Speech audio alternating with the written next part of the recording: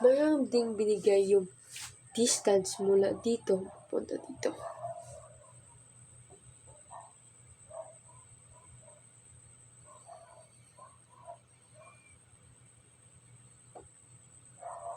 Kaso nga lang, in centimeter, kailangan natin i-convert yung centimeter na yan papuntang meter. So,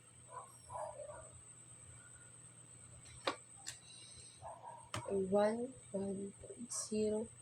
centimeter times natin siya sa 1 meter, equivalent siya ng 100 centimeter. Equal naman siya sa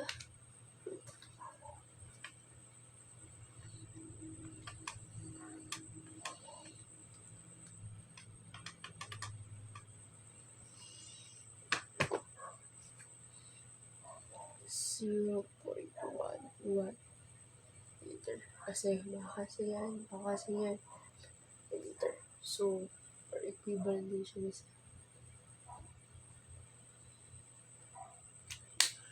So, place natin ito.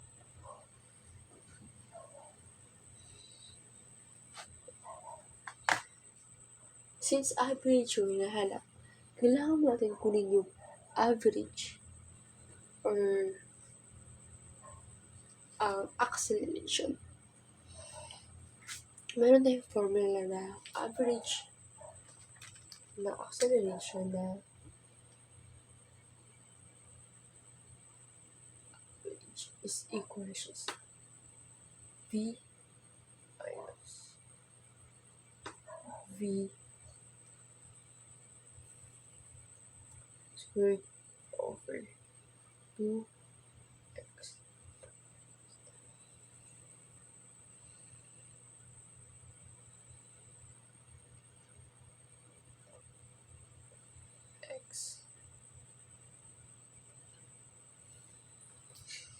I-substitute lang natin yung mga given.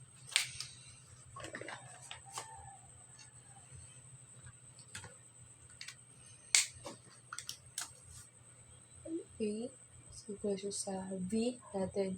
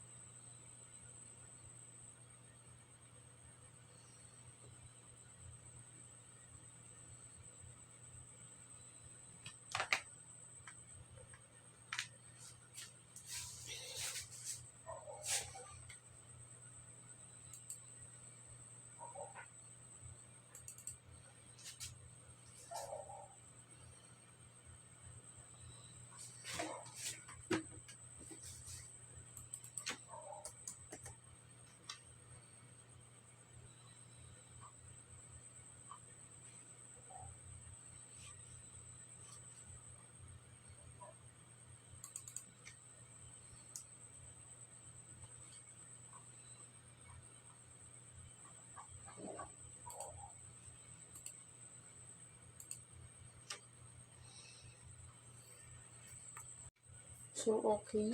Let's solve na. Kopyahin natin yung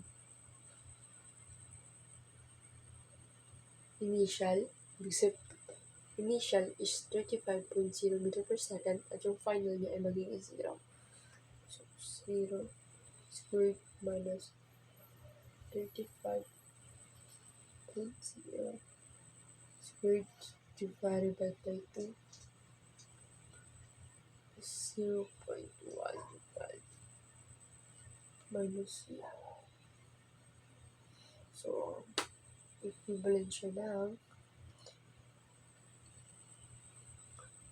negative 5.568.18 meter per second squared. So, yun na yung acceleration natin. Para naman makuha yung average force, kailangan naman natin yung formula na F is equals to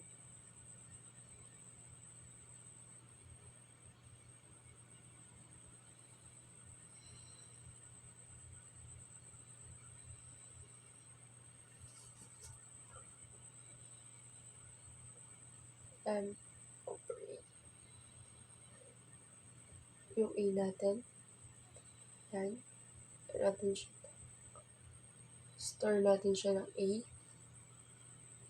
So, magiging M natin, which is yung 0.140, 0.140 yung mass. Ito, A. So, equal yan sa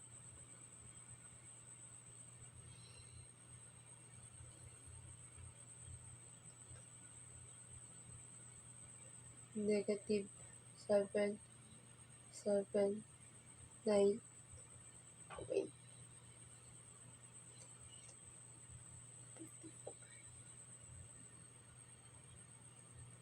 54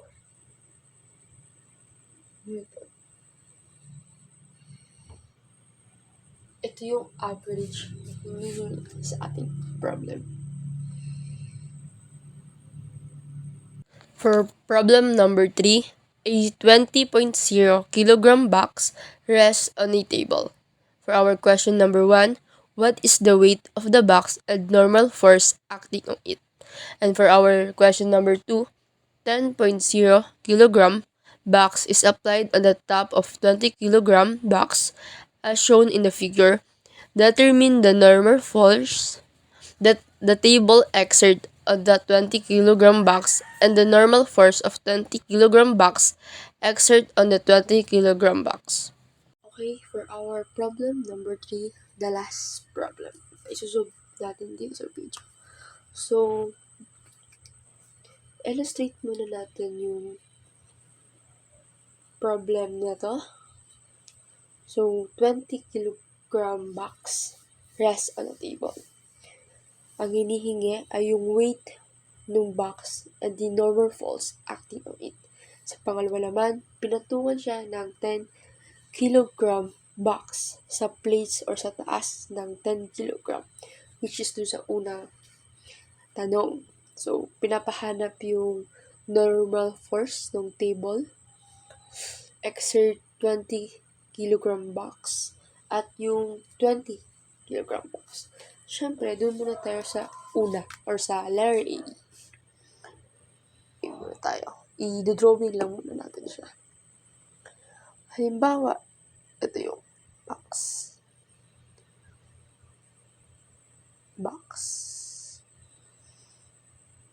Lagyan natin ng T, which is, nag-indicate siya ng wag na pala. Kamalito pa tayo.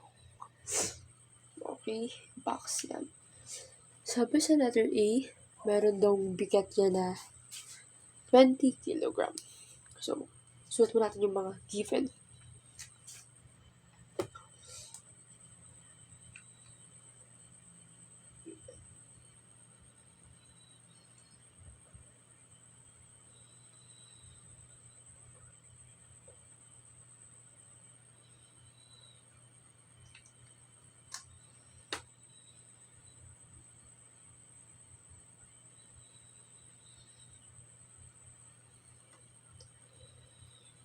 Gravity, syempre, 9.81 meter per second.